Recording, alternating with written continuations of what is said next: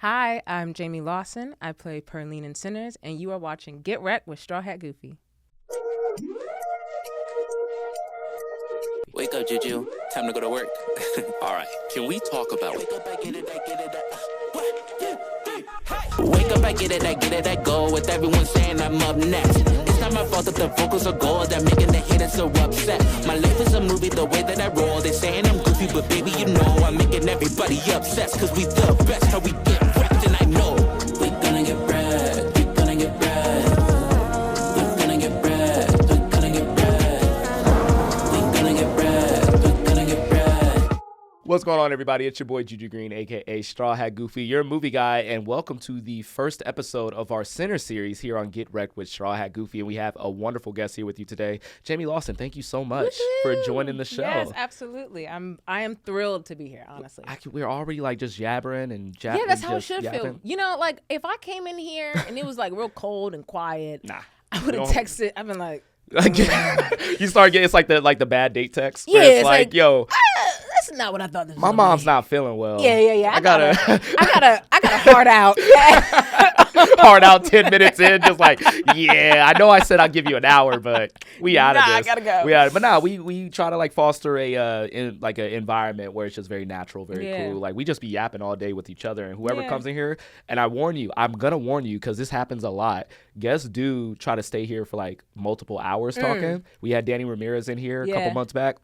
We were here for like 2 hours. Yeah. Could have went on for another 2 hours and 45 minutes. 2 hours and 45 minutes. And Danny only had 45 minutes Yeah. when he came in. He was about to do something. And Same thing with We Paul know- Feig. yeah, Same yeah. thing with everybody. so like, You know, and the only reason why we stopped is because I had a plane to catch. See, look at that. Yeah, so it's like, you know, so I'm warning you, we could talk forever. Hey, look, Just this is saying. why I I know got you the got- straw in the water because if my mouth get dry because we've been talking for 2 hours, we're prepared. But you know, I know you got Golden Globes to prepare for because as of the Yes. recording of this, Golden Globes are tomorrow. Yeah. You excited? I'm very excited. I'm excited to see everybody. That's always just like the best part, really Yeah. and truly. Y'all See got really everybody. close during that. I saw that. Like, Yeah. you know, you guys are just like family. I saw this interview that you did. It was for Elle. And that tiny interviewer, that little I know, girl, right? She is good. Yeah. She is good. I was She's picking really up good. notes from her. I was like, She's really good. She's really good. Really well prepared, really well researched. My yeah. gosh, I want to be her when I grow up. Yeah. But I saw that you were talking about just how close you guys were. Like as cliche as it is, like, you know. And I've talked to Ryan, I've talked to Mike, I've talked to everybody on that crew, and you guys are just like the ensemble, airtight. Yeah. Airtight. Can you talk to me about kind of like meeting everybody? Like what was it like first impressions coming on, and then like last impressions like leaving? That's a great question. I don't I think I think most of us were like really nervous. Mike included. Like we Really? were, yeah, and Ryan. Like when I tell you, I feel I like believe Ryan was nervous. everyone was nervous I believe this. because I think this was and correct me if I'm wrong, but I'm pretty sure that table read we had in New Orleans, I think was the first time Ryan got to hear it out loud. Yeah.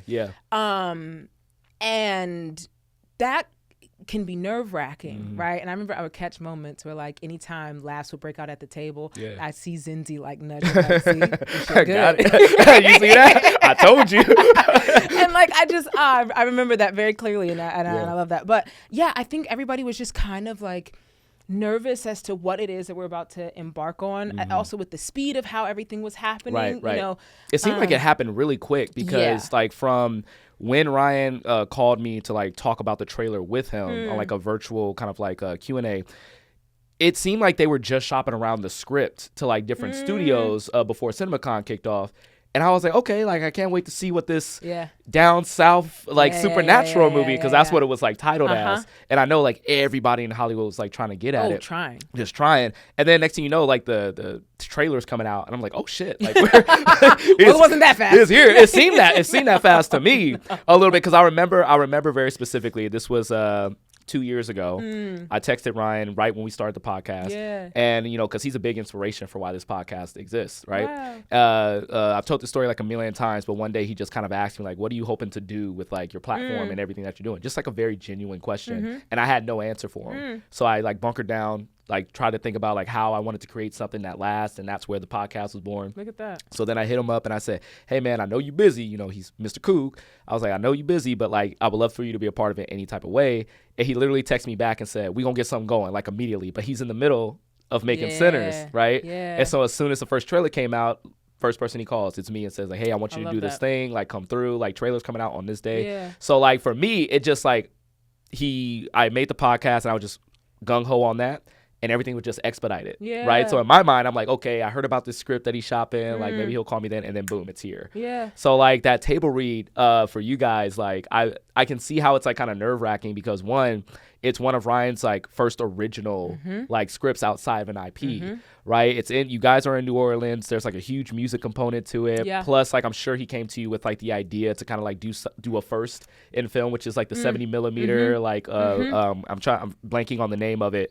I want to say Panavision. Panavision, there it is. And I can just imagine just kind of like the energy at that table read of like making something, a Ryan Coogler film that's an original that has all these like components to it. Because you know, we all individually knew that when we read it privately, we read something special.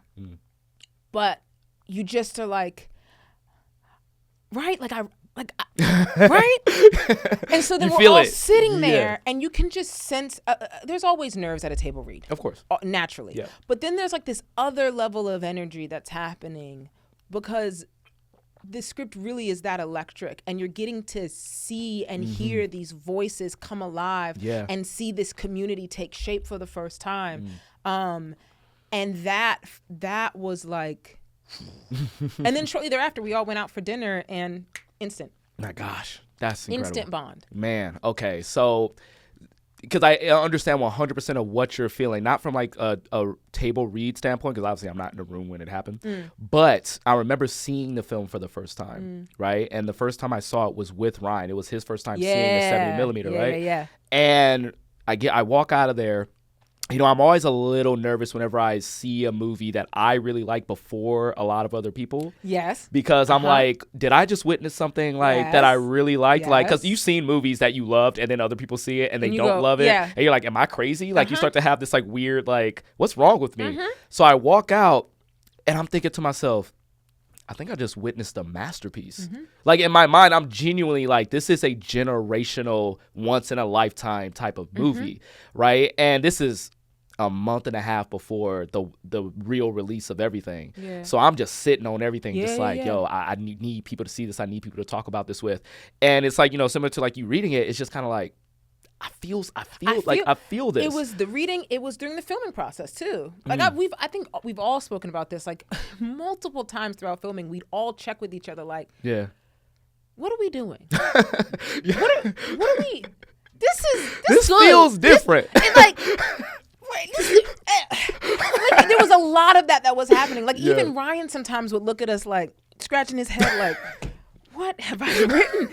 But I love that because for me, I never like to feel certain on a set. Of course. If I'm feeling certain, it's probably most certainly trash. That's interesting. Because there's no room for any kind of discovery. Right. There's no room for curiosity. There's like if there's no level of uncertainty in that space, then I feel like we ain't really being creative here. We're doing everything. We're just crossing everything, and getting to the next thing. And okay. And so this was one of those where you ain't even really got time to think about your choices. Right. As an actor, you're showing up and you are just. We just all are trying our hands at stuff. And when I tell you there was such support amongst cast and crew in the ways in which we would affirm each other and like either with actual words or with the look of like go further or that's it or right or the notes that Ryan would give, you could feel everybody just kind of push each other to go, I know you can't see it, but I see it in you. Like that's that, you know. So there's that collective, like it really felt like this where we don't know. We don't have sure footing, but man, are we enjoying ourselves. Okay. You know? So what I'm thinking is, because like I come from like an athlete background. I played basketball for a huge chunk of my life, right? And whenever like I would be on like really, really good teams, like, you know, when you're on a trash team, you Yeah. know, when you're on like a really good team, it's the energy in those like practices, right? Yeah. Where it's like, you guys know what you can do, you know what each other can do, Yeah. you know how to build, you know how to stop, you know how to like, the shorthand, right? Like you don't have to say much, but it says everything. And you just know even before the season start, we about to run the table. Yeah. Right? And so like I'm imagining the energy of like you guys kind of like pushing each other in that way. Yeah. And like little moments that you guys are expanding on and just doing all these type of things that the way you're describing this makes me think of like the Showtime Lakers and like how those practices must have been, or like Team USA and how those practices must have been. Because everybody in that space again in front and behind the camera is at the top of their game. Is a form of is either an expert in their craft or is seeking a level of mastery in their craft, right? And that level of excellence living in the space, it's electrifying. And it's a level of excellence that's also generous. And the fact that that was a collective feeling, again, we all have said it, and it's true. It started with Ryan and Mike, right? Yeah. You're watching two people at the top of their game, but they are generous in their craftsmanship, right? So they're never suffocating you. They're never taking up too much space. They're giving, right? And they're curious, right? That same with Delroy. My God, the amount of times I'd watch him, and I'd be like, teach me. Teach me. Man, listen. I think, and I'm gonna just say this. You don't have to say it. I'm gonna say it for you. I think Delroy's been like super snubbed throughout this whole like award season. I really, really do. I remember when the movie came out, I was like, Delroy best supporting, because this man, he is phenomenal. He is phenomenal. And I learned a lot from him on and off, and like how you can be doing this thing for however long and still like that man hasn't peaked. Yeah. You know what I mean? Yeah. Like he hasn't plateaued. I get what you're saying. Yeah. You know what I mean? I get what you're saying. Like to be doing it as long as he has and to see that character come to life. I remember watching it being blown away. Because I was like, how do I do that? Like how do you do, because it's more than just being an actor for, mastering this craft for as long as he has. Right. It's also navigating the industry for as long as he's had to. And how to do that in a way to not be, not allow it to affect your skill. Yeah. In the sense of like, that man has every reason, or can have many reasons, why to feel jaded or whatever 100%. By whatever powers in the industry. I'm saying defy bloods. That's a big reason for me. And he speaks about. He speaks about it. He speaks about the heartbreak. Yeah. There's actually an interview that we did in one of the junkets, and he was very vulnerable and open about what he thought would come from that didn't, and then the and how he had to navigate that level of heartbreak. Right. Oh my God. And to admit that. Yeah. Taught me it's okay to feel that, and that's not gonna ever go nowhere, and don't pretend like it's not like it is. But then also the gift then of turning around and getting to do this. Right.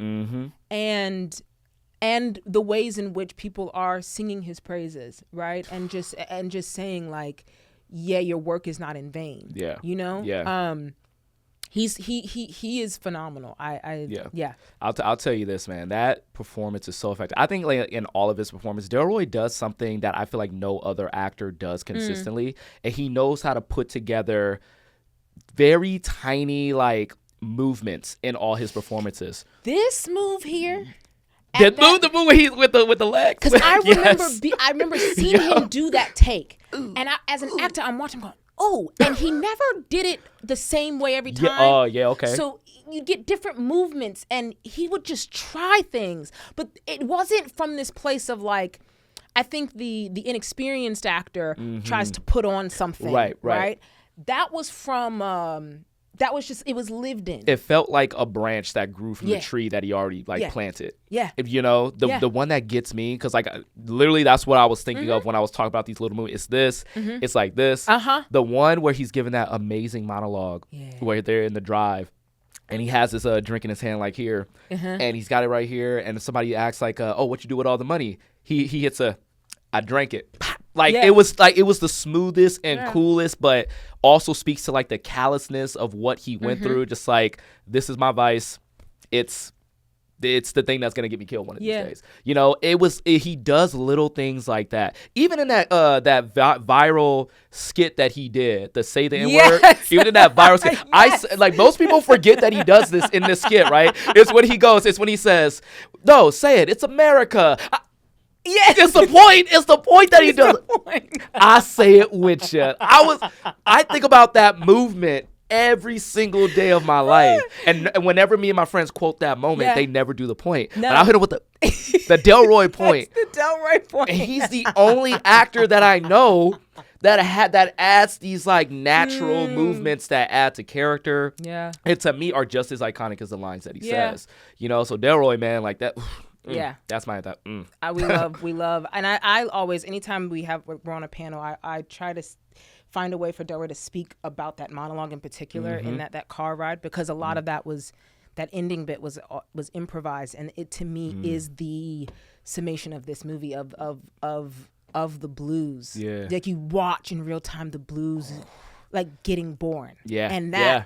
I mean, for people who don't understand, like, you know, the cultural significance of the blues and like why it exists, like that moment where he tells this very painful and harrowing story, and it's just, you could tell it's just this energy from all that pain generationally that builds up, and it comes out in this like unfiltered, and that's like, that makes you go, oh yeah, that's where it comes from. Yeah. And then I always put that together when he says, the magic of what we do is sacred and big. I'm like, it tears me up low key. It really does tear me up when I hear him speak about it, when I see his performance. So yeah, 100% snubbed in that regard. I want to talk about you a little bit more, and I want to take it back a little bit to the beginning. Okay. Because, you know, when I do my homework, like I get amazed at some of the things that I find out. And you just graduated Juilliard in 2019. Yes. You've made your list of movies isn't super long, but it's impressive. And it's come right after like you graduated. Yeah. Right? Which is like insane. So I believe 2019, you were already cast in The Batman. Yeah. So your cast, was that right before graduation, right after graduation? No, after. That's great. So listen, I hear about struggling artists all the time. And I'm just imagining you just like graduating and be like, already got a job. It's the Batman. Let me tell the story though. No, let me tell the story. I'm the mayor. It's a I'll tell this story because I think it sets up, it set a foundation for how I operate in this industry. Okay. I graduated in 2019 in May.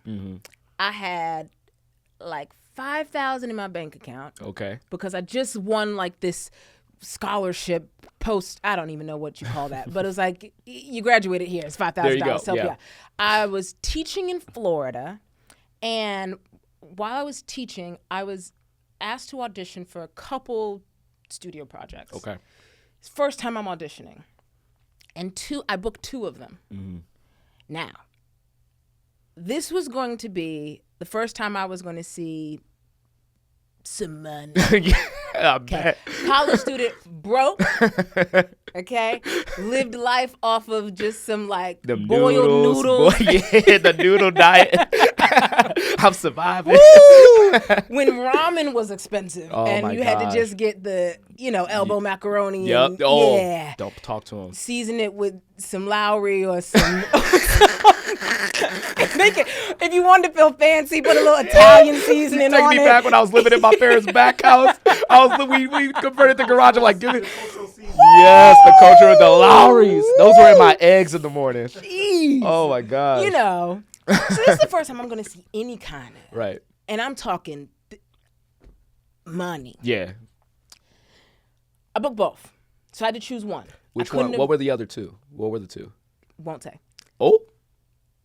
But I couldn't do both. I had to pick one. Okay. At the same time, I also booked this off-Broadway play called For Color Girls. That was going to conflict with both of those. And so I had to make a decision.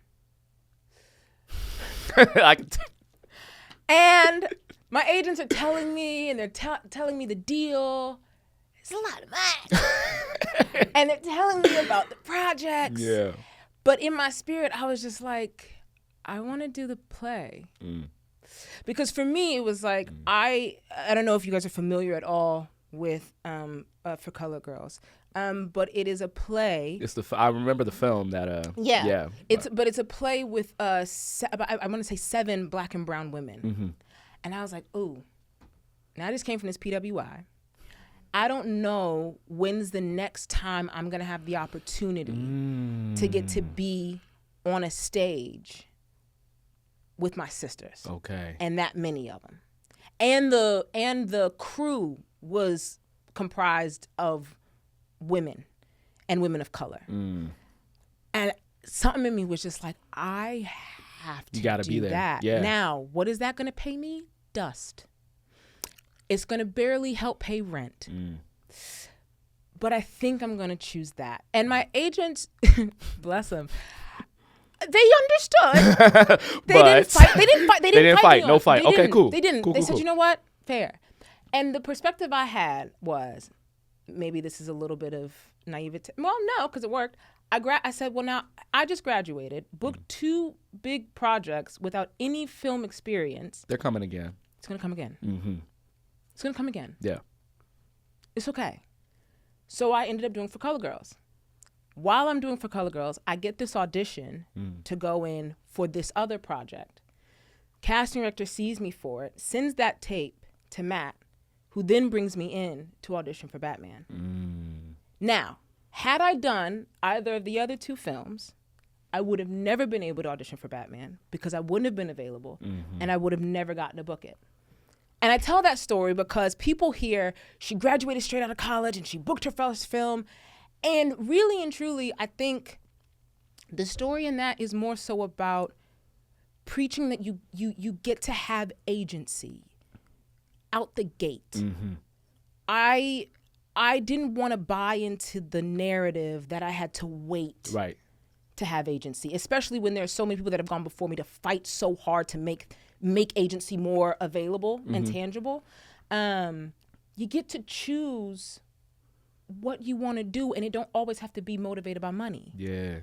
It's okay. And I was also like, I've survived broke. So I know you could do it. You could do it a little longer. I can do that. Yeah. It's okay. Yeah. If that means I got to keep teaching in Florida for a little bit and come up to New York to do a play here, and while I figure it out and book the next thing, it'll happen. Yeah. I think, and that's been the mindset and posture that I've had in this industry is like, follow the work. Follow the work that you enjoy. Follow the scripts that really like draw you. Yeah. You don't have to be pulled into the shiny. Now, sometimes the shiny is nice. Yeah. And it pays the bills. It pays the bills. But for me, it's like I've learned how to navigate not having enough and figuring it out. So I'm gonna go do this thing that's gonna fill me creatively, and then we'll see what happens. And then boom. That's incredible. You got Batman. You got Batman. You the mayor of Batman. Yeah. Remember the first time we talked, I said, you in Sinners. You were the mayor of Sinners. The mayor. She was the mayor of Sinners. And listen, we gotta really talk about this, right? Because, and thank you so much for telling that story, because I feel like a lot of people need to hear that, because I feel like, when you starving and everything, you see this with athletes all the time. Yep. They spend their money on everything and they broke within like 2-3 years. They flame out, get injured, whatever, and then never comes back around again. And you just got a taste of what you worked hard for, and now it's gone. Versus like you chase the work and everything else follows after that. Because people are going to see the work. Yeah. Right? They're going to see it. And then those opportunities will just fall out of that. Yeah. Now, that all being said, I have a list here of the opportunities that fell from that. Sure. Yes. And let's like really look at this. I feel like, and I wish we had some researchers on hand. Like I didn't have the time to research and compare, but I feel like your career so far is comparable to some of the greats already, just like film selection wise. No, film selection wise. Bless you. You know what I'm saying? No, this is like, you look at that and it's like film selection wise. Okay, let's talk about this. Farewell Amore. Yeah. 97% on Rotten Tomatoes, right? The Batman, 87% on Rotten Tomatoes. And that's the lower one. And it's considered one of probably the greatest Batman film of all time. probably the greatest superhero film of all time. It transcends superhero films, right? You were the mayor of that. How to Blow Up a Pipeline. Yeah. 95%. The Woman King, 94%. Till, 96%. Sinners, 97%. That is, and mathematicians, you can back me up here. It's going to be wrong, but I think that is an average of 93%. Wow. Of all your movies leading up to Running Man. Yeah. Of your movies. Yeah. The critical reception. Yeah. The quality of roles that you take. The quality of films that you take.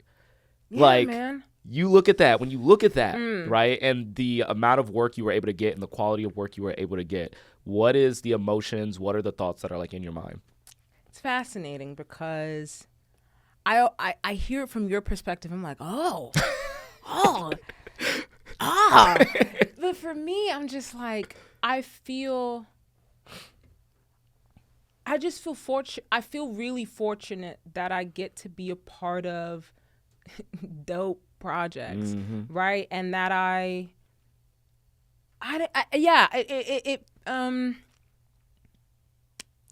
it's an insane stat line. It's more so I look at it in a different perspective because I go,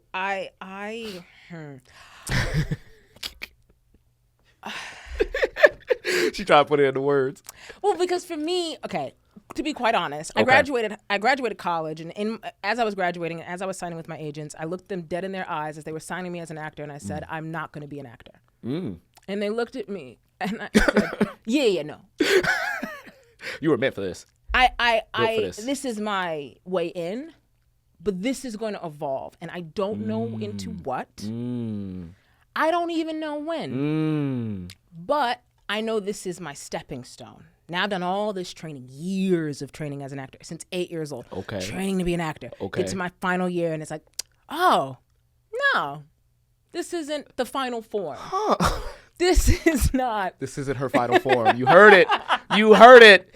So for me, I hear that, and I look at it as like, man, I'm getting a damn good education because I'm surrounded by filmmakers and creatives that are at the top of their game. Right. And I get to be a fly on the wall. So when I hear that, I'm like, those were just projects that, yes, I got to be a part of, but I also felt like a student, right? I look at it as like, okay, I'm learning, I'm picking, I'm watching, I'm seeing. Right.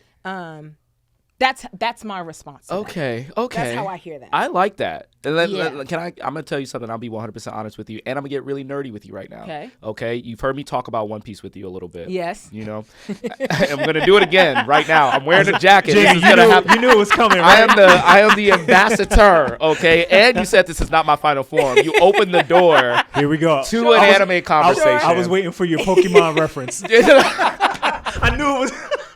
I knew he's going Pokemon on you. When do we do the Pokemon reference? Because that was funny. That was funny. Yeah. But okay. But when you were describing that, you were ascending, you were glowing, and the reason for that is because that is exactly the manifesto of what Straw Hat Luffy says. Yeah. Literally down to a T, right? Really? So I'm going to break it down for you really quick, okay?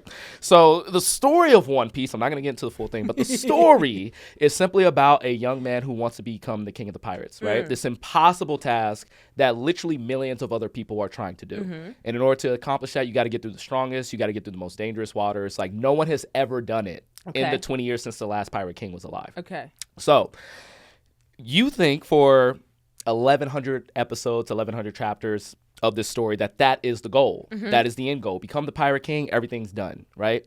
He very recently revealed his true dream of the pirate king being just a stepping stone to that dream, right? Which was like a big like, oh, what? Like this isn't what we're going for? And he simply says he's on the boat with his crew who believes that this is like the end goal. And he says, oh no, the pirate king isn't my dream. And they're like, what? What is it? And he says it, but the narrator like blocks it out. We don't hear it, but we just see the reactions of people going like, that is insane. That's even crazier than a pirate king dream. So we as an audience, we as like the people who are consuming the story are like, well, what is the dream, right? We don't know what it is.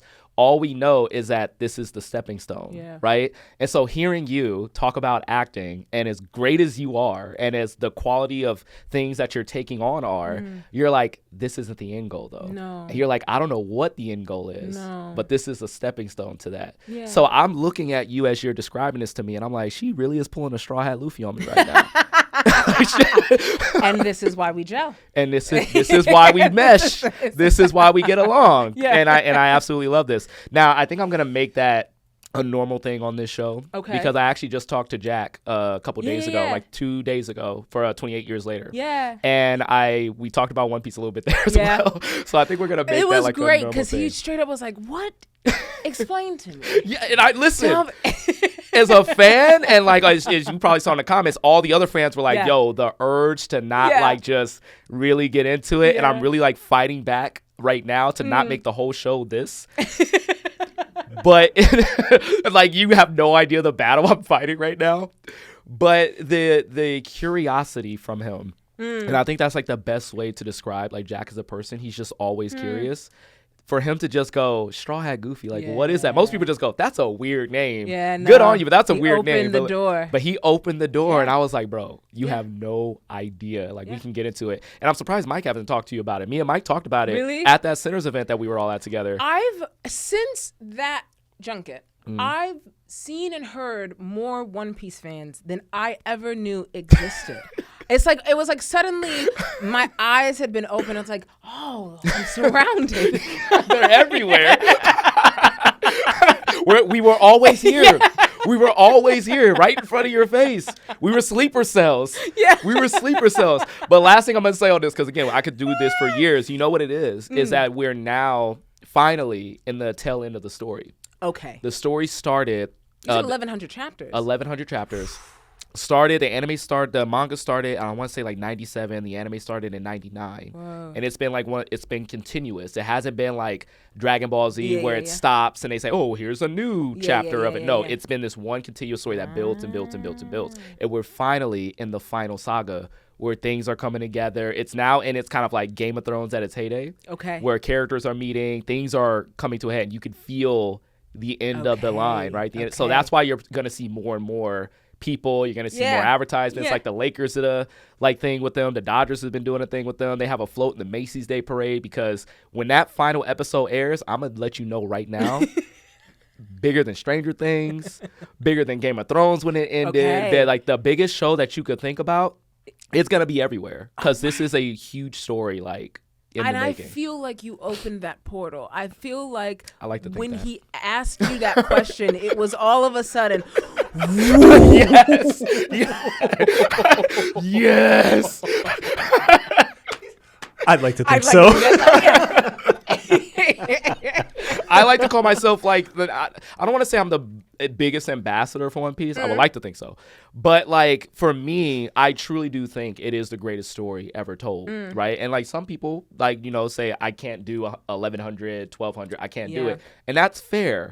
But it's just like in the story. Not every pirate makes it to the Grand Line, baby. Okay. Not everybody gets to that One Piece. Yeah. You just fell by the wayside, but we're still on the ship. We still there. We still there. So like, my dream, this is my dream. My Straw Hat Goofy dream is to have the whole world at least have a taste of One Piece. Okay. Right? Just a little taste. If it's not just like the story in its totality, take some themes, take some quotes, take some lessons, take something from it. Because I really do feel like there's something for everybody in it. Now you sound like the president from, what was the show you said? Pluribus? Yeah, one of us. We are one. It is very much like that. It is very, and my One Piece fans who listen to this are like, do it, keep going, keep going. But I'm gonna stop because I have to put a hard cap on myself. But bottom line, you gave me like a lot of Straw Hat Luffy in you, and I cannot wait to see what you do once acting becomes a stepping stone and you move into your purpose. That is awesome. Now, what I want to talk about, I think I touched on this a little bit, but you got to be careful because you're so successful so fast. People gonna start thinking you're an industry plant. Okay, what does that mean? Well, so I've been seeing a lot of conversations on this. Yeah. Have you been accused of being an industry plant yet? No, not that I. Really? I have, yeah. See, I don't think people know what words mean. No, I think they hear it and then they attach it to them, and then they just throw it out there.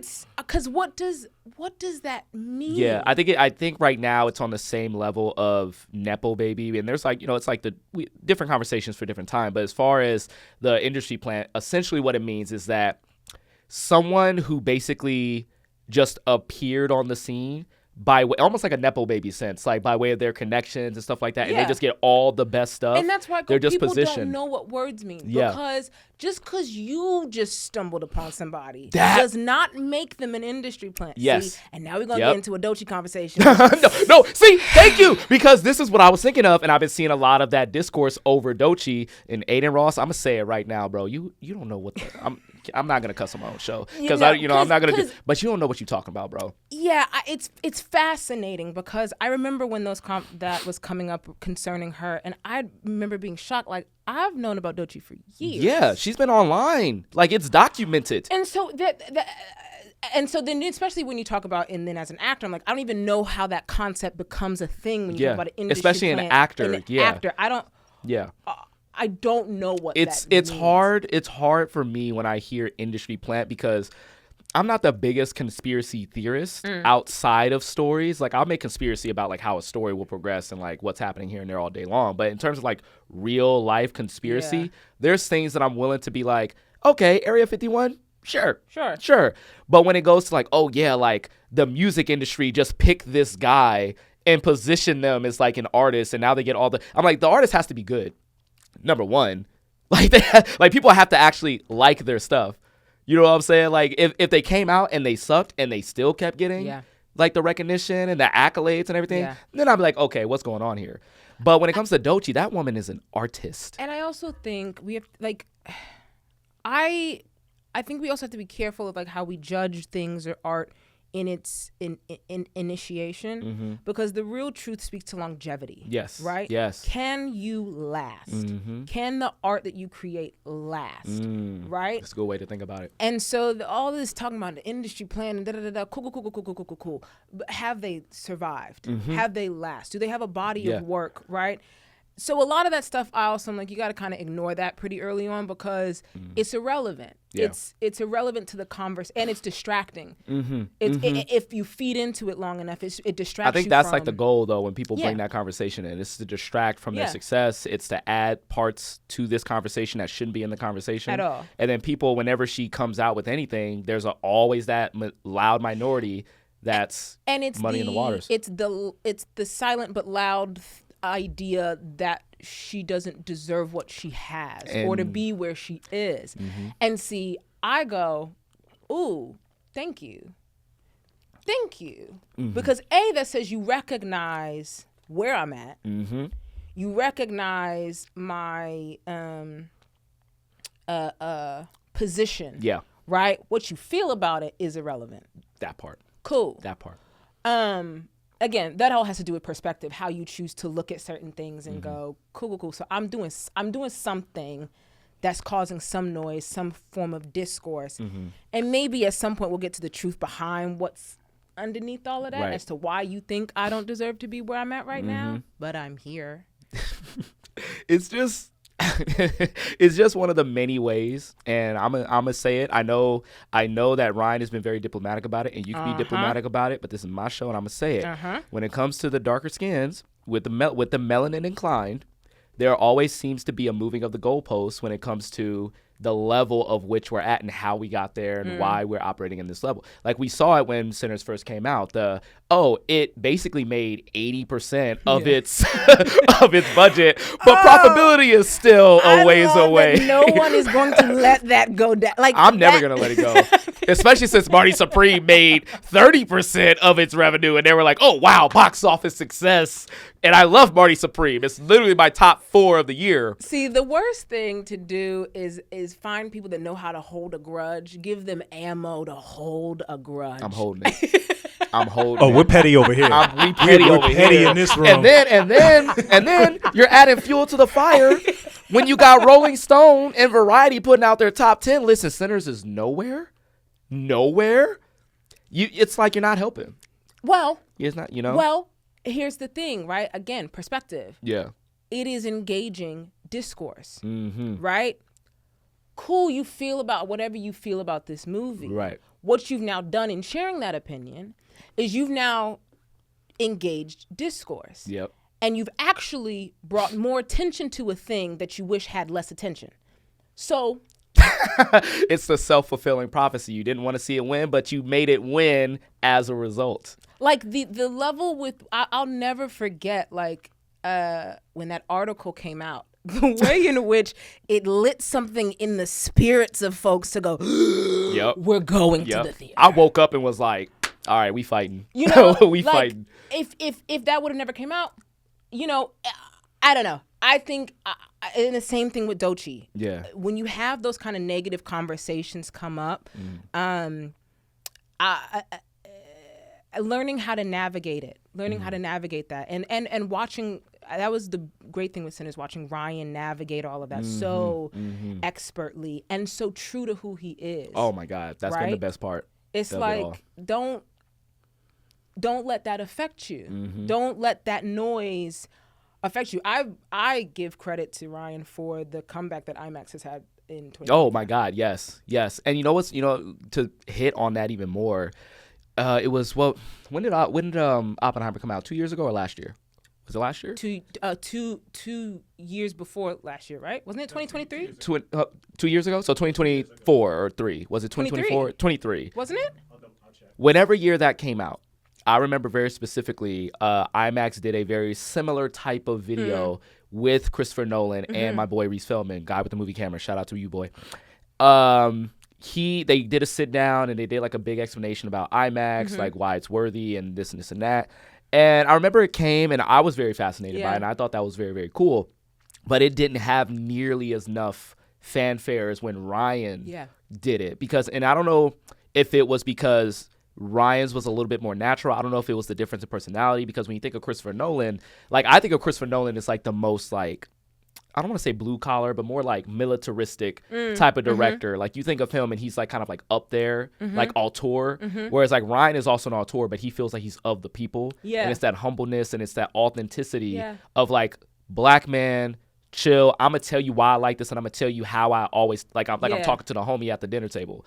You know that meme, not a meme, but like that trend that was on, I guess TikTok or whatever, where it was like, my partner's gonna tell you about and you better listen. And it just, I don't know, but that's just what it felt like. Like you saw him do this Kodak, and it was like you just. I had my mother call me up and break down for me what he broke down. Yeah. And like explain to me why now she's going to go see everything in IMAX. Yep. We had a year for that because of that. And that speaks to, there's a level of accessibility with Ryan. Also, and it translates into his work. You feel like you can his characters feel accessible. Like I know who that is. Right. Yeah. You know? Yeah. Like I see myself, or I can see my uncle or my cousin or my auntie. Like I know. Yeah. You know? Yeah. And there's a wall that gets broken down. And that's not to say, I think he has a way of talking to folks where you never feel like you're being talked at or talked down to. Like as expert as he is, he never it's just the way he carries himself. It's honestly insane, to be honest, because I asked him this when he was on the show. I said, like, where does that like humbleness like come from for you, right? Because I feel like we've all have had a moment where like we get to a certain place that we feel like we're not ready for, and we feel like we got to act a certain way and things like that. But I feel like he just blocks out like all temptation to talk down, to be elitist about anything. Like I remember it was during that like the format video. I was there filming like just some behind the scenes, just kind of chilling out with him. And I remember I said something like, "Oh yeah, we got one of the best in the game, like to help us break it all down." The way his neck broke to hit me with the double take, because he is genuinely confused. Like, what? Like, who's saying that? Like, he's like, "Bro, I'm just happy to have a job. I'm just happy to like, I'm very fortunate just to be making what I want to make." Yeah. And it's highly impressive that somebody at that level is just so down here all the time. And I asked him, like, where does that come from for you?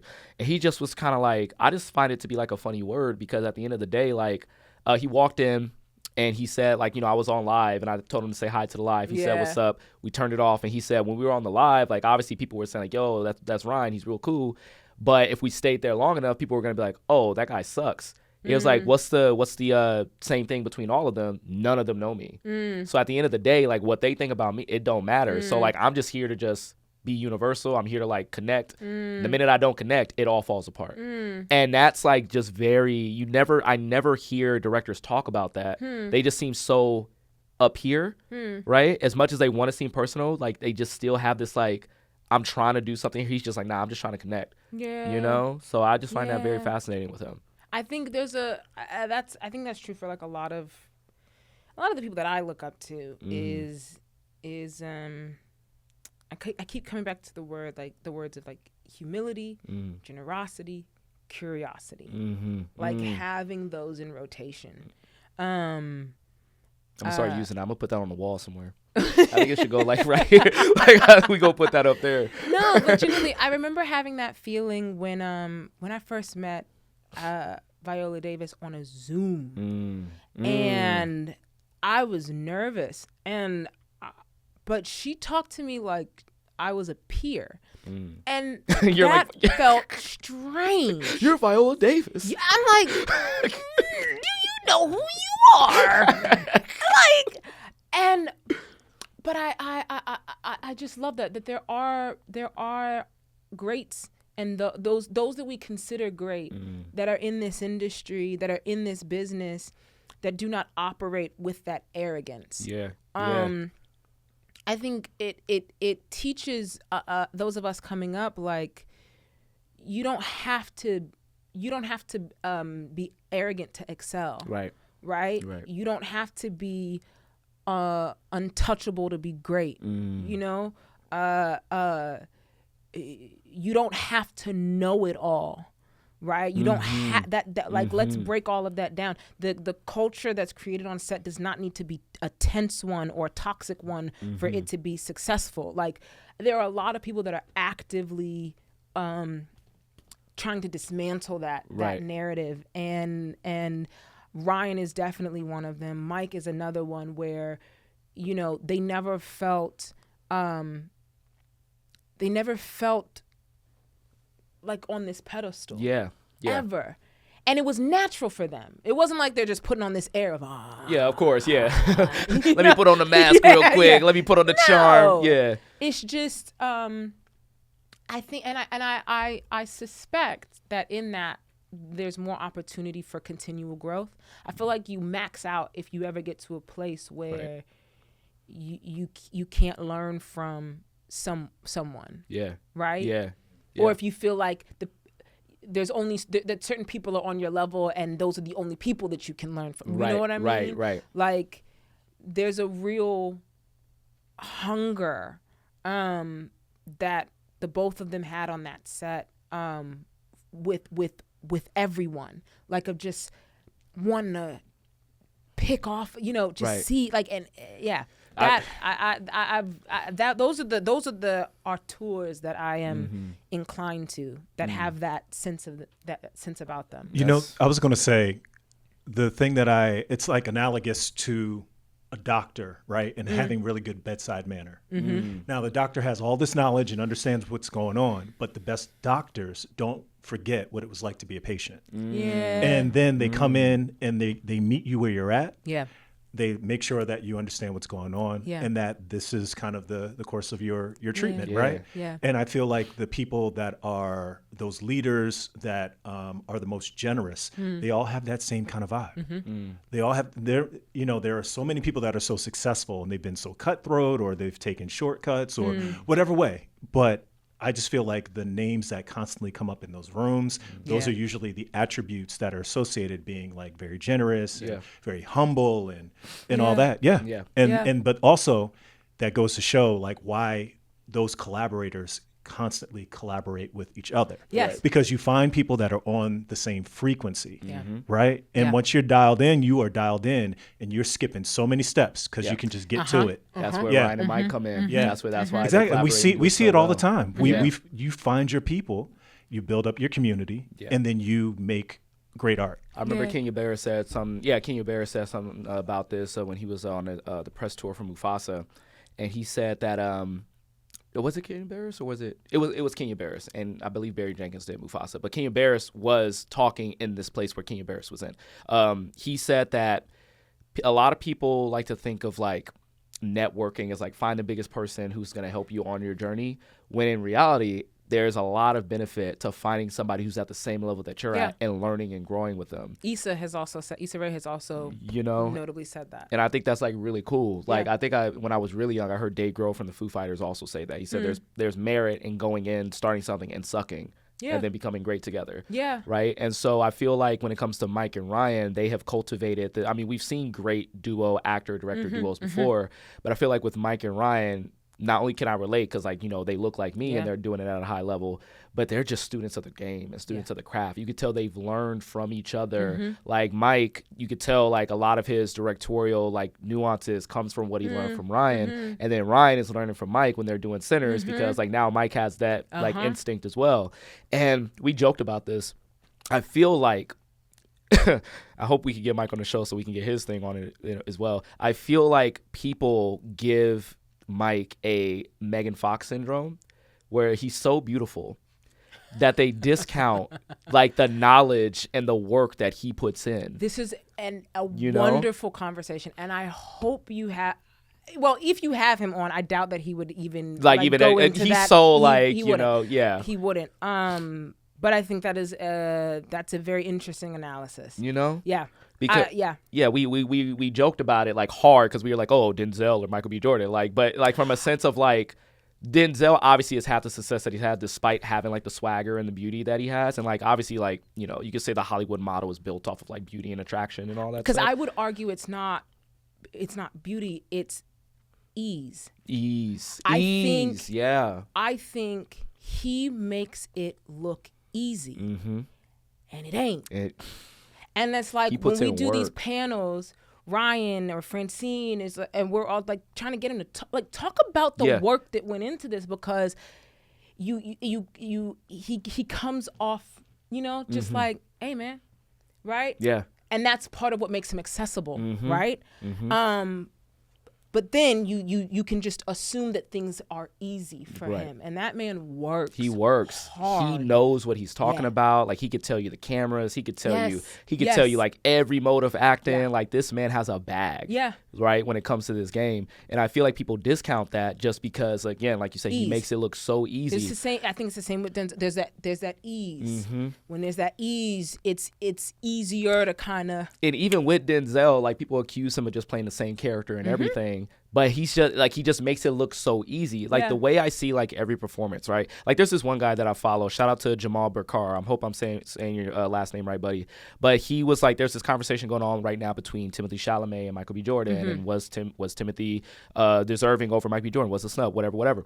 But he broke down this whole thing of like, oh, like, is it about control? Is it about like this, like your relationship to camera and things of that sort? I think Michael B. Jordan has all those things. And I think he does it exceedingly well. And the fact that he's doing it with two people, and he's also directing himself, and he's also kind of like, taking the reins from Trevor Bell as well. Like, there's a lot when it comes to degree of difficulty of adding to like also crafting your character. I think that should go into consideration when it comes to this is like, I was just having this conversation last night because see now, and this is where the podcast takes a in a good way, because in a broader conversation, I think part of the discourse when we talk about Black actors and actresses, it is surrounding the ease. I think systematically we are taught and trained to believe that things come easy for people that look like us. Right? Yeah. And so anything that is rewarded as effort is usually surrounding deep trauma. Yeah. Okay. And we go, oh, well, now they're, and it's like, no, there's an assumption of ease put on us, right? And the only way that is dismissed is if we are living in trauma. Because then you get to see like on screen like the effort that is going into the and that is not translated in the same way to a lot of our counterparts. Yeah. Right? This is an ongoing conversation that I've had with a lot of my fellow. You got me thinking about this now. Like, I'm over here like, No, this is a common discourse amongst just like training institutions. Like when you talk about training at a PWI and you know, this is part of that. I think, that's a larger conversation, but what it is to assume that things come easy or that and how to have to navigate or go against that and like no, there's real craftsmanship that's being done here. I've taken this off of Mike and everybody, but but that on the larger scope, what is that? No, but I totally get that, and it reminds it's almost like you can like do a direct line to when we talk, and let me know if like I'm getting off base here a little bit, but when we talk about like VFX and CG, they say the best CG is ones that you don't notice, right? And it's like if the performance is easy, like do you run the risk of like discounting it because it didn't come off as like effort, right? And it's like, are you really acting if we don't see the trauma? Well, you know what I'm saying? Also, that's why I said it's a deeper conversation because it's also, unfortunately, there are systematic biases as to what we perceive to be easy. Okay, I see what you're saying. It's a conversation I really want to have here. I know, I get it. That we can't have here. We'll leave it for the audience to have those conversations. You just laid it up. Alley-oop. I'm going to need y'all to dunk that. I'm going to need y'all to let's dunk that real quick. You know? But I see what you're saying. But I feel like with this like awards run, and I really, really, really hope that by the time this whole thing is over, that we have Oscar nominee Michael B. Jordan at the end of it. Like I'm going to need that. Yeah. I really hope that we like Mike has opened up this conversation to more people and how we perceive like, you know, these performances specifically of like black and brown like people and, you know, how we show up in that way. But then again, like I said, at the end of the day, the fact that it is engaging discourse. That's the cool part. I've been loving it too. I've been loving it. Because that's the thing is like if what we're doing is not whether we intentionally meant to create this level of discourse or not, the fact that it is doing that. Yes. Okay. We in it. We in it. You in it. I love it. All right. That was, see, look at that. Look at that. Yeah, you know what? We're going to talk to Mike about this, and we'll see if I'd be so curious what his response is to that question. Listen, I know he'll be coy with it, too. He'll just be like, deflect. I know it's going to come, but I got to ask. Like, my heart of hearts, if I don't ask, is going to be. All right. Something that I found very, like, interesting, and I really want to, actually, you know what? I'm going to skip this question, and I'll ask you this offline. I want to get to this scene. Do you have it queued up, Craig? The Pale Pale Moon scene. Okay. It's a big scene. Yeah. Right? And I feel like the movie is so chock filled with like just amazing like moments. And like obviously when you talk about the movie, we talk about the surreal montage and that it's a generational scene. But the Pale Pale Moon scene is where everything kicks off. Like this is that midpoint in the movie where it just takes a drastic turn. Yeah. And it's the music. I think I've told you this. It is the reason why the IMAX format exists, because not only like when we think of IMAX, we think of like big visual, but big sound is something that people normally don't talk about. And I feel like Pale Pale Moon is the best like showing of that, especially with the stomp. With the stomp. Yeah. But I need to know from you, because this is a 5-6 minute scene. One song crosses over into multiple different scenes through multiple different character POVs. And I need to know, like, from your perspective, because you're the centerpiece of it all, like, what was it like hearing about it, reading it on page, hearing the song, executing it? I need to know, just like from your perspective, what a whirlwind this moment was. How long did it take to film? I need to know all of this. Can you play it a little bit, and then you could just give us like a, because it's fantastic. I mean, this is why I say remaining curious, because what this was originally on the page, it just said Perlene jumps on stage and sings a song. Okay. That's all it said. Okay. That's all it said. We didn't know what the song was. There wasn't any lyrics. And then the rest of the movie goes on. Yeah. Right? But it just says this one little line. Perlene Oh, I'm gonna be singing. And sing a song. So I'm thinking, I'm just gonna jump on stage and say like 2 lines. And then they play the song in the background, use some like No, and then we just soundtrack. cut to the everything else because it wasn't written in as an intercut. Right. Yeah. This is something they discovered in the editing process. Yeah. Well, because also Ludwig and Brittany were writing it while we were filming. Yeah.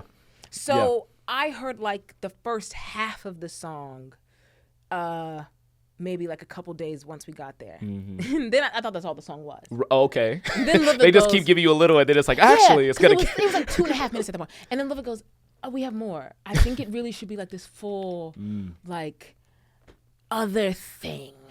And then I hear the full 6-minute reference, and I looked at Ludwig. I said, "Who is singing that?" That ain't me. It can't be me. Can't be me. Can't be me. Can't be me.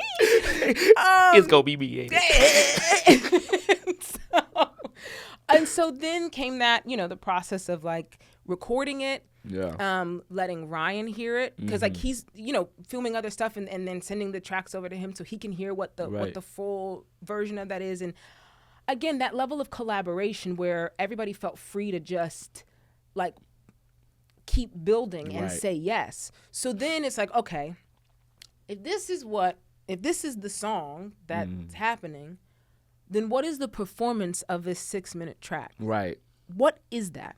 And so getting to work with the incredible choreographer Akaman of like building something that felt like it starts in a juke joint, but it has to take off somewhere else, right? It has to become this other thing beyond just dance. It has to be this animalistic. It has to. It almost feels ritualistic in a sense. Exactly. Yeah. And that's it summons. But yeah, it's like you said.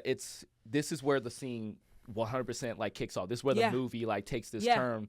And I actually made a TikTok about this scene where I was talking about how, we have that awesome monologue from Wunmi at the very beginning where she says like, oh, it attracts like spirits as well.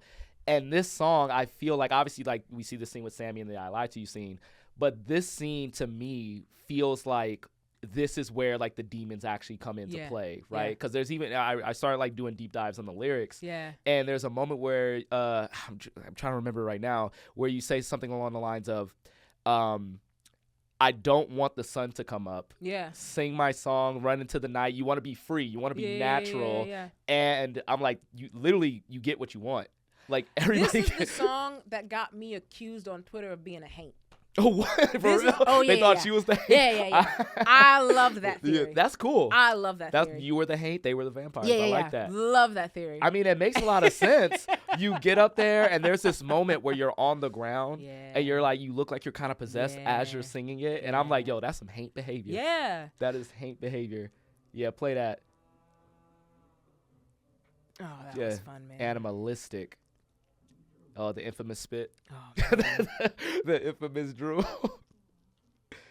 I think they came out with like a behind the scenes on like how they accomplished like the really did they everything. Yeah. Like it's the build of this scene, and it never lets up until like Smoke fires those bullets. This part, you possessed. She possessed. But the thing is, like, I mean, listen to the lyrics. I know. This is what I'm saying. I mean? Yeah. Listen to what she's singing about, and that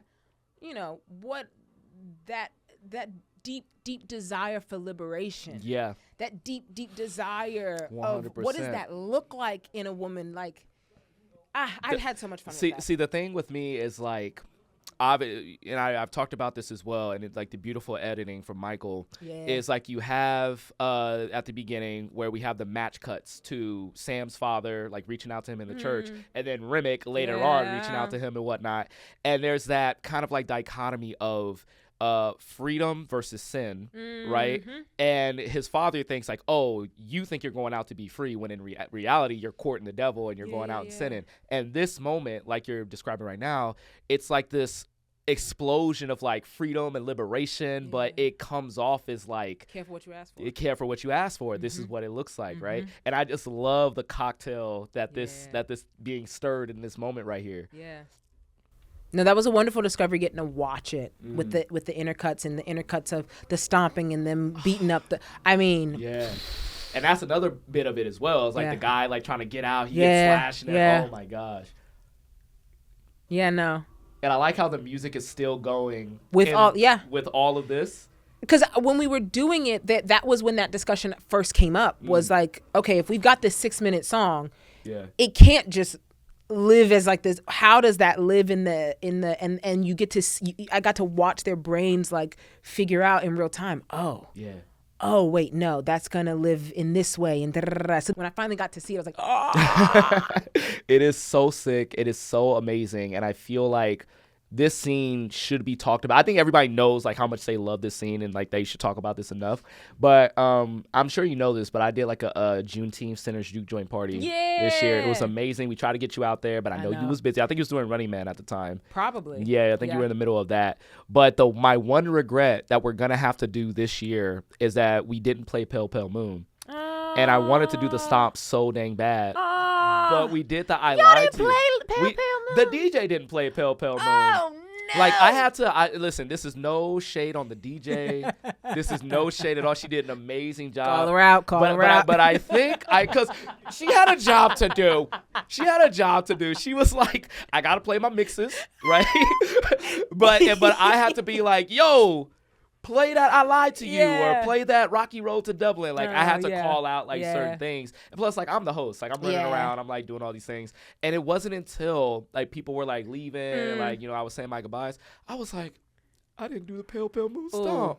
And like, sure enough, I started posting the videos and everything, and everybody kept saying, "Did you guys do the Pale Pale Moon?" And I was like, shame.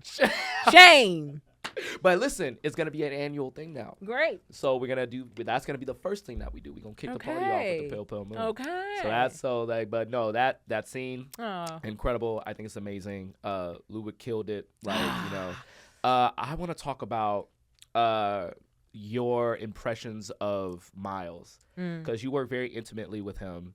And you guys have like a very like stalwart relationship in this movie. And I feel like there's so many complex things that a lot of people don't talk about in it.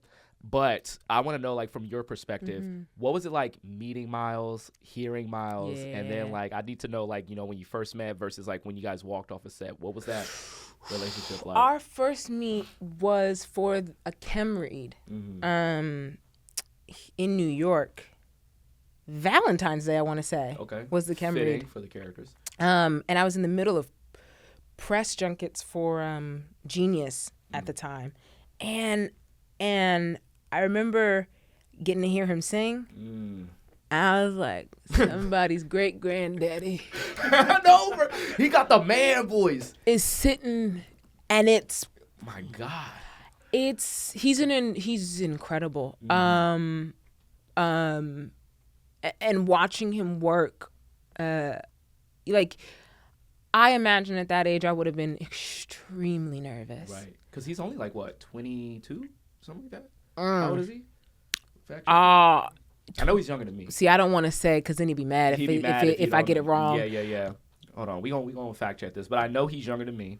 And he won. No, he's 20. I think he's 20. He's 20 now. I wanted to say 20, but I was like, if he's not 20, he's gonna look at me like, why would you do that? I'm not young. But like he is just he is gifted. And he is also surrounded by a family that has raised him well, but also supports him, and supports his gift in what appears to be one of the healthiest ways possible. And so, like, he's on that set, and like, he's not. If he's phased, you don't see it. Right. He seems very poised, like, you know, for a young actor. Yeah, like he's just again curious and just like learning from everybody, and you would not have thought that was his first film. Right. I think the gift that is on that young man is incredible, and I am just so excited for him, and to see all of what he wants to step into and all of what he discovers.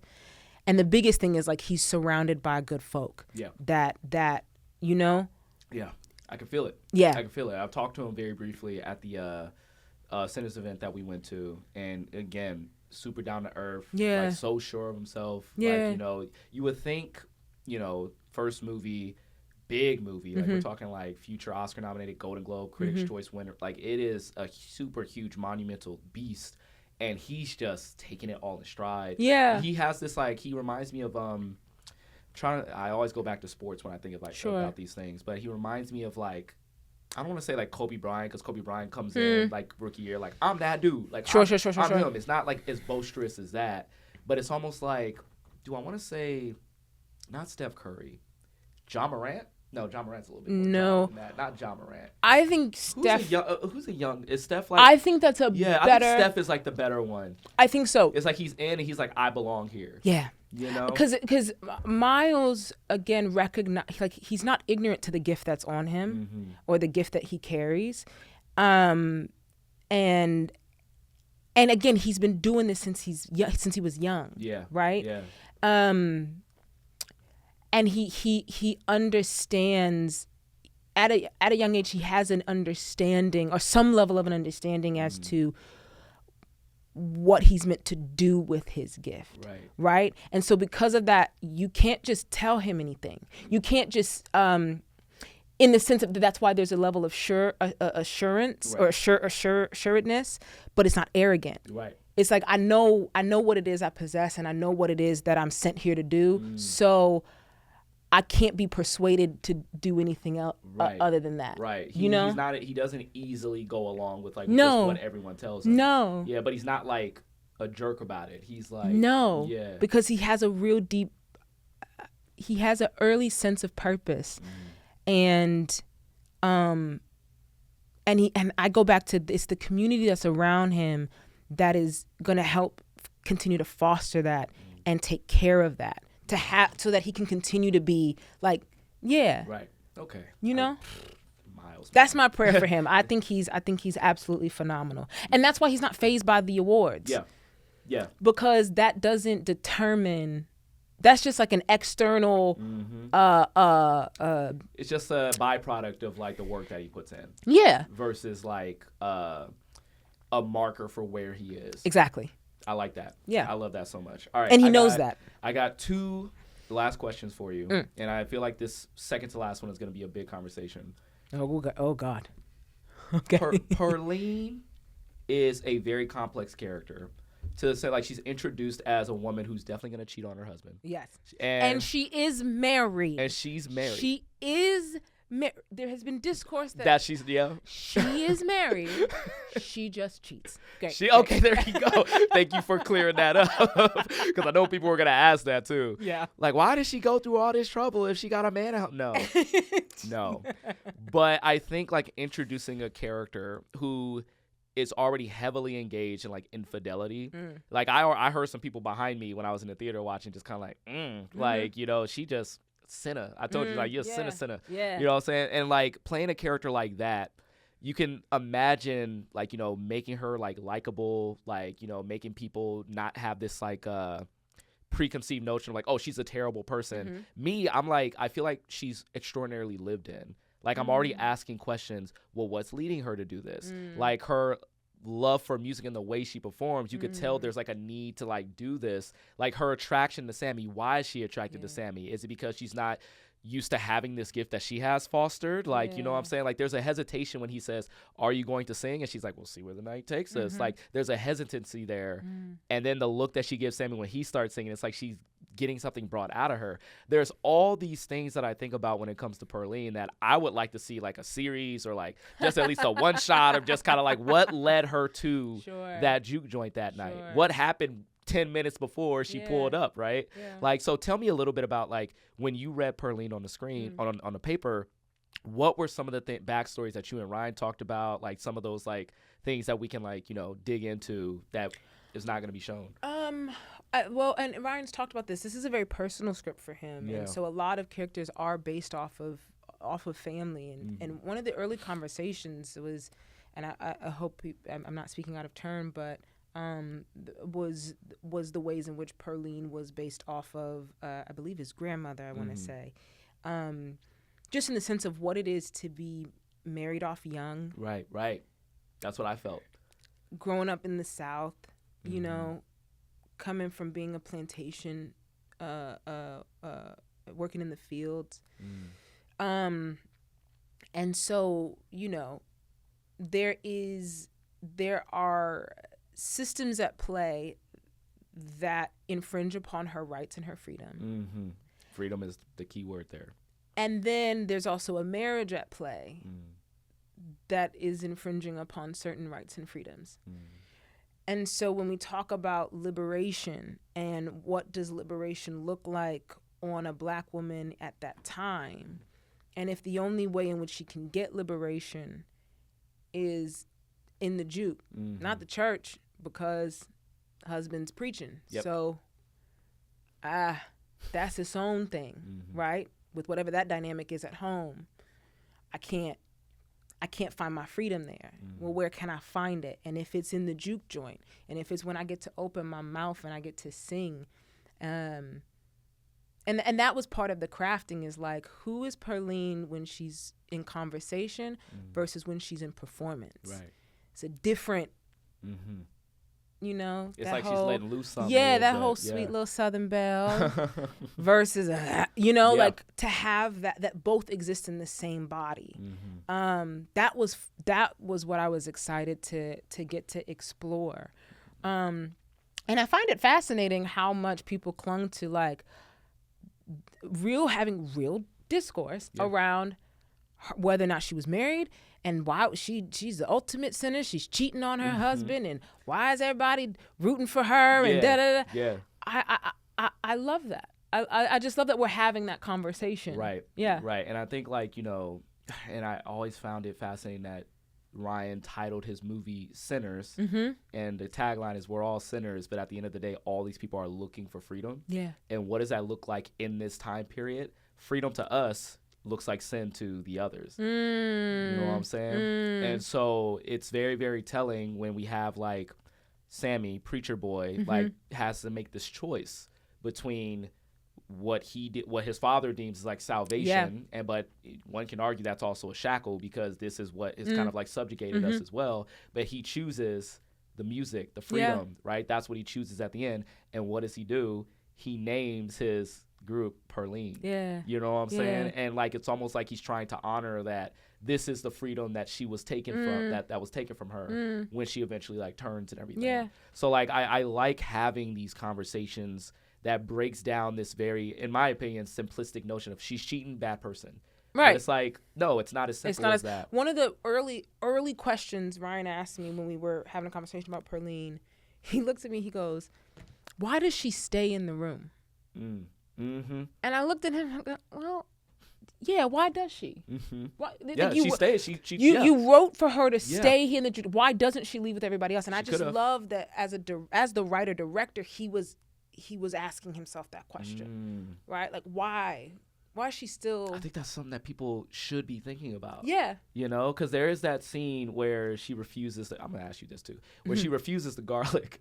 It was like, girl, eat the garlic. like, but even before that, she had the opportunity to leave. But that's what I'm saying. What I'm saying is like I think people will look at that scene where she didn't eat the garlic. Because remember, you know, that scene is positioned her like, is she like the devil? Like, is she a Jezebel? Like, what's going on here? But she stayed. Yeah. She's there. Yeah. Right. She's one of the core that chooses to be there. Remember, she pulls up like, you know, very early on, but she just kind of pulls up on her own volition. Like everybody else has a reason to be there. Like obviously, like Mary like has relationships with the twins. You got Annie who has relationships with the twins. Like, you know, we have the little cousin. We got like the workers. But Perline, she's just like. Well, my thing to Ryan was, I said, what? Why would she? You asked me why does she stay, but why would she leave? If she just finished releasing what she released on that stage, and if her whole quest is a level of liberation and freedom, and for the first time, let's assume for the first time, because as an actor that's how I'm trained to look at everything being the first time, right? For the first time she's unlocked something powerful enough that why would I go back to a life Why would I do that? Mm-hmm. Where I'm limited, where I don't have this expression. She don't know that vampires is on the other side. She just knows somebody got shot up. Yeah, exactly. She don't, you know what I mean? It's like, until it starts to unravel, it's like, no, something has been released in this juke that I gotta stay here for.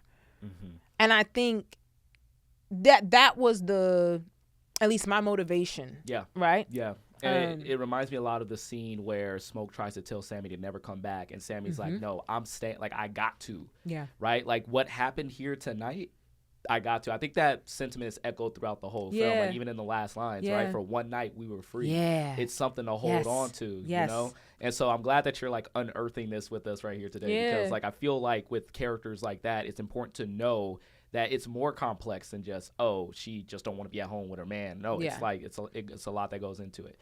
Thank you for that. Yeah. So just wanted to also eat the garlic. You know, that line, and there's one other line where I remember I would look at Ryan like, you got me, you are setting me up. You know, people gonna be talking about this for a minute. Like, that girl should have just ate it. You know, that's gonna be the title of this podcast. Eat the garlic. Eat the garlic.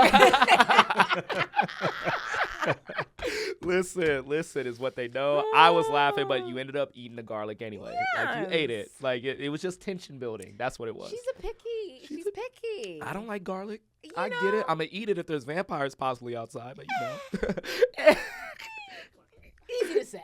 All right, last one. This ain't even a Sinners related question. This is more of me just like throwing something out into the universe for you, and you let me know how you feel about this. Okay.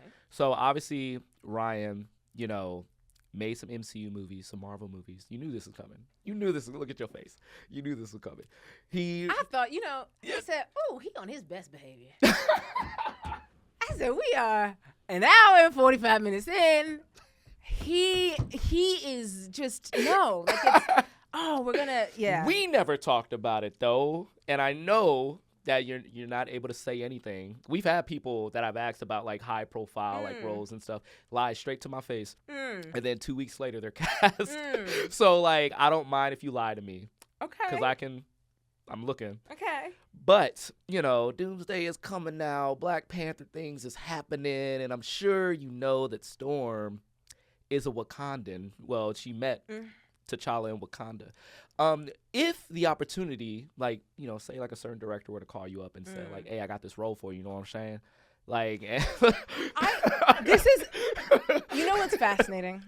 That's very specific. It could be anybody. You know, it could but be it could be. Can I tell you but what's it sounded fascinating? specific. Tell me what's fascinating. It's the level of faith that you all exhibit. Yeah. Because despite all odds of getting your heart broken time and time again. Yeah. There's still a clinging of hope. Despite it never happening. That just one time, it might. Yeah. That's fascinating to me. And if it does, you know I'm going to be the loudest one. I'll be hooting and hollering. And when I see you again, if it does happen, you know I'm going to be on that ass. Sure. You know I'm going to be on that ass. Wow.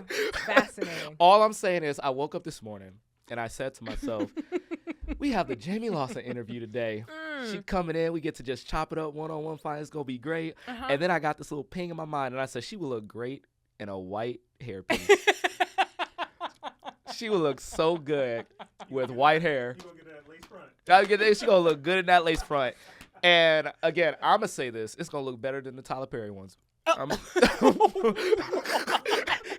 Catching strays, I'm just saying.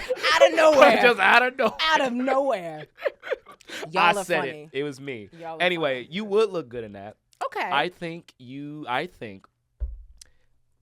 Storm would be just like one of the most phenomenal choices. I think you would bring a gravitas. I think you would actually be able to exude that power. Shout out to Halle Berry. I love me some Halle Berry. Shout out to Alexander Shipp. But I think it's time that we get like a third in there. And I think you can do it. Look, I'm looking at your face, though. I'm just talking just so I can like pick apart. I love that for you. I do. I so love that for you. Okay, if he asks, would you say yes? That's all I'm going to ask. Who is he? This is the other thing. Okay. Because I can't say he. I can't say who.